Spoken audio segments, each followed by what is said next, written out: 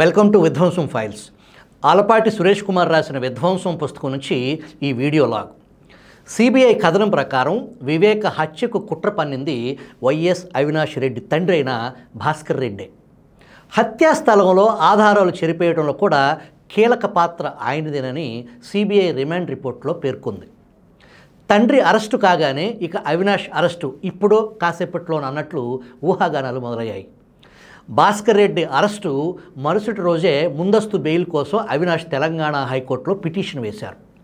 అవినాష్ తండ్రి అరెస్టు వార్తతో పాటే ముఖ్యమంత్రి జగన్ అనంతపురం, కడప జిల్లాల పర్యటన రద్దయిన వార్త కూడా వెలువడింది. దానికి కారణం ఏంటో అధికారికంగా వెల్లడించలేదు.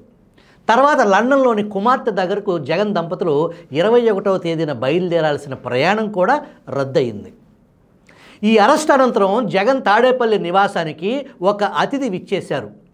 ఆంధ్రజ్యోతి ఈ సంగతి బయటపెట్టింది. వివేక హత్య కేసు నుంచి బయటపడేందుకు విజయ్ కుమార్ స్వామి అనే కర్ణాటక లాబింగ్ మాస్టర్ను జగన్ ఆశ్రయించినట్లు ఆంధ్రజ్యోతి పత్రిక ప్రచురించింది. జగన్కు సన్నిహితుడైన పారిశ్రామికవేత్త చింతా శశిధర్ ఆయన్ను మైసూరు నుంచి ప్రత్యేక విమానంలో తీసుకొచ్చినట్లు ఆ పత్రిక తెలిపింది. టీటీడీకి జగన్ ప్రభుత్వం నియమించిన 50 మంది ప్రత్యేక ఆహ్వానితుల్లో ఈ విజయ్ కుమార్ కూడా ఒకరు.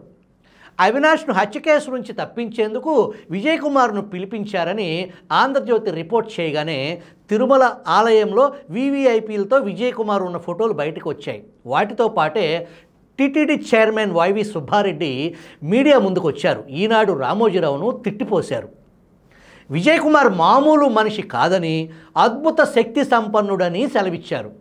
జగన్కు ఆయనతో ఆశీర్వాదం ఇప్పించేందుకు తానే ఏర్పాటు చేశానని చెబుతూ లాబింగ్ అంటూ వార్తలు రాసినందుకు ఎల్లో మీడియాను సుబ్బారెడ్డి యథాశక్తి దునుమాడారు.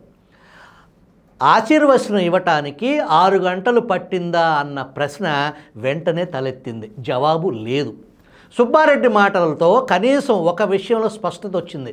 రాష్ట్రపతి, లోక్సభ స్పీకర్, సుప్రీంకోర్టు ప్రధాన న్యాయమూర్తి వంటి పెద్దలు తిరుపతి వచ్చినప్పుడు విజయ్ కుమార్ అక్కడే ఉండటం, వారితో పాటు ఫోటోల్లో కనపడటం సుబ్బారెడ్డి గారి పుణ్యమేనని తెలిసిపోయింది.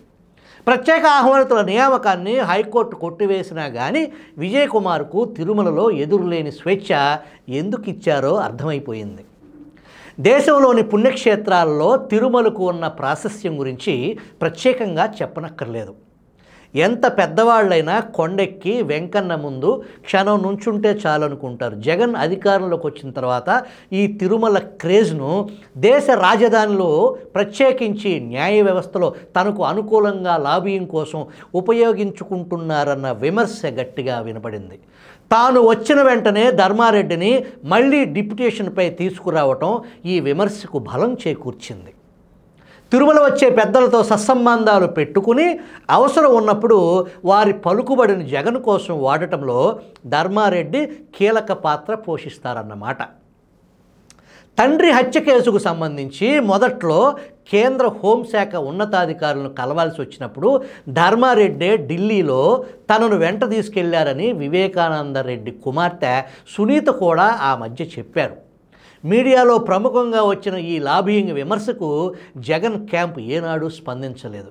విజయ్ కుమార్ విషయం మీడియాలో రాగానే మాత్రం సుబ్బారెడ్డి స్పందించారు. బహుశా వివేక హత్య కేసుతో లింకు కలిపినందుకు కాబోలు.